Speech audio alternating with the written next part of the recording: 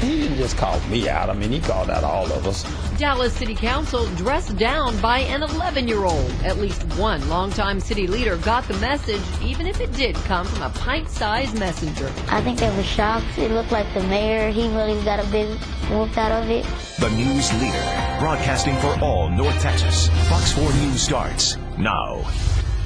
A young man goes to city council to learn, but he was the one who ended up schooling city leaders. Hi, and good evening, everybody. I'm Steve Eager. It's 9 o'clock. Hello, everybody. I'm Heather Hayes.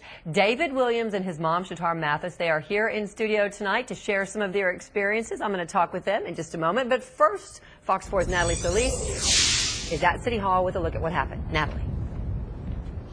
Well, Heather and Steve, I think it's fair to say he got council members' attention. David Williams, just 11 years old, but he found his voice today and called out Dallas City Council leaders for being rude to people who are addressing them during city council meetings. David Williams approaching the mic, dressed for business as only an 11-year-old can be.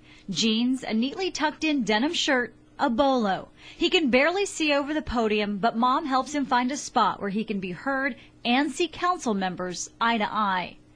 Hello, good morning. My name is David Williams. His main concerns, school safety and guns. What is an alternative for teachers to keep the students safe in the DISD district without having to bring dangerous weapons to school? But then he unloads this question, calling members out after going to other meetings with Mom and seeing them look distracted while members of the community are speaking. Do you feel it is acceptable for city council members to be up and walking while their constituents are addressing them? Not even Mom saw that coming. No, I didn't. I was very proud because sometimes it's out of the mouth of a babe that you really get enlightened as an adult. The only one to fully address David's questions. I appreciate you taking out your time, your busy schedule today. Longtime councilman Dwayne Caraway. The questions that you proposed to the council, those were great. After praising David's courage to speak out, Caraway concedes members do get distracted. Let me first be apologetic to you to say that I do walk a lot around here, but if we have to keep things going at times, but it is not so respectful for folks to be walking when visitors are speaking. So I will adhere to that as well, okay? Caraway says he truly appreciates David calling it like he sees it. When you hear it from a different level, you kind of start paying a little bit more attention. As for David, who left Dallas ISD to be homeschooled, he's got big goals that may or may not include local politics. You consider being on the city council? More president, but yes. Natalie Solis, Fox 4 News. Our president, why not? David and Shatara are here. I appreciate you guys being here. I know you've had a long day, and I have to tell everybody, Shatara, watching your face when you're seeing your little boy, you are beaming watching him. It is so sweet. But you, David, you are just one cool character. He's just sitting here watching himself. It's pretty cool. How did it go today? What was it like standing up there talking to and addressing those city council members? I felt good because my voice was being heard, but at the same time I was nervous. You were nervous? What were you nervous about? Nothing really. It's the first time I've really gotten a chance to speak to the city council. Did you know that public speaking is the #1 fear of anybody, and you did it? I think that's pretty great. I did not know that. Yeah, that's right. What was your message you wanted to get across to everybody today? For which question? Well, for the question, why did you initially decide to speak to everybody today? Tell me about that. Because I just wanted my voice to be heard on some of the topics that I feel need improvement. Tell me about those topics. Like what? Like when I asked the question, for instance, about the teachers carrying handguns. There's a way for you to keep your students safe, but you don't have to bring a handgun, because if the teacher a student comes up and pats the teacher and might accidentally catch the trigger, it could go off and kill that child.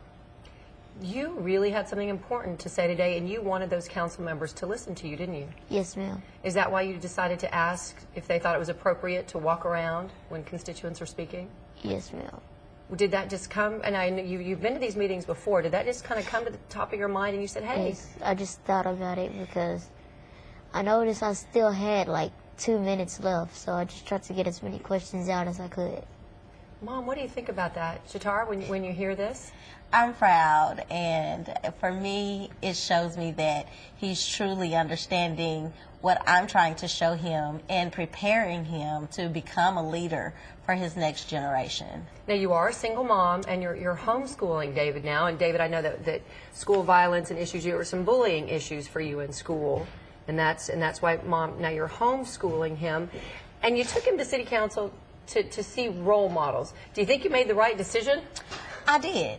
I feel like I made a excellent, decision in taking him because I want him to understand, okay, even when you see things that you feel are not right, then you have to be willing, even sometimes when you're afraid of speaking maybe in a large crowd, you have to understand the importance of using your voice because sometimes that's the only way you are going to see a change. So what are you doing? David is so confident and so poised and so calm, and it's such a great kid. What are you doing, do you think? Because a lot of parents want to know what you're doing to make your child so great. First, I make sure that we stay very grounded in the Word of God. That's first and foremost in our home, and me teaching him how to treat others and respecting others.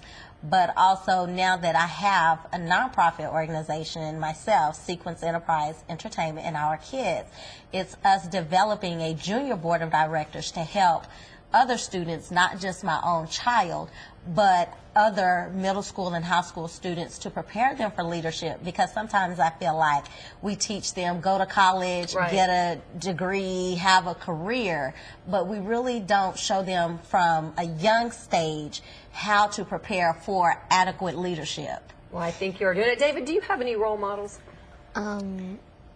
Like political role models or just role models in general? How about role models in general? Let's start with that. Oh, I just, like President Obama, Ian Kinsler, Undertaker. Yeah? My mom. Your mom, that was so sweet that he had that. Well, I think that you were just a very smart young man, and I wouldn't at all be surprised to see you in Mr. Caraway's seat one day.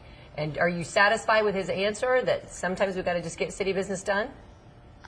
It was okay, but I still think they should sit down and listen to what the constituents are saying. Well, I'm sure he's watching, and if not, we'll call him tomorrow and let him know. Thank you so much. Pleasure to meet you, young man. Nice to meet you, too. Thank you so much. Thank you. All right, David had his say at City Hall today. We want to hear your say. Like us on Facebook, Fox 4 News. Post your comments right there. Clarice is going to share some comments coming up.